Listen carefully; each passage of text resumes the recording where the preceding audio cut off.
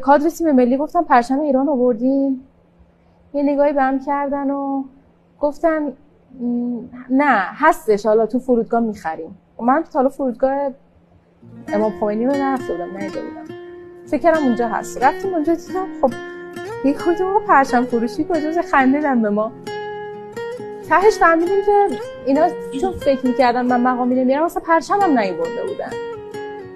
رفتم مرحله آخر پلیس گذرنامه، رفتم پیش پلیس گذرنامه گفتم که آقا ما تیم ملیم و من مدال طلا میارم، نه پرچم نیاوردن، یه پرچم به من میدی من کارت ملی من میذارم پیشتون.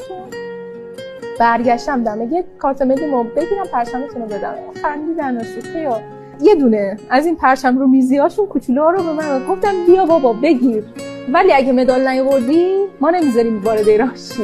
ای شوخی و اینا. گفتم میارم. رفتیم مدال طلا اون پرچم کوچیک رو آوردم بالا. خیلی درد بزرگی.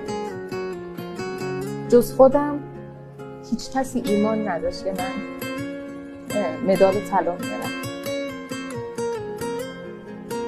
8 سال گذشته و چقدر بد که من گریم گرفتم. 8 سال گذشته و هر بار که یادش میفتم اینکه جز خودم در کشور ایران هیچ کسی باور نداشت به موفقیتم، قلبم به درد میاد. حتی اون تیمی که داشت منو پرورش میداد برای این مسابقاتم باور نداشت.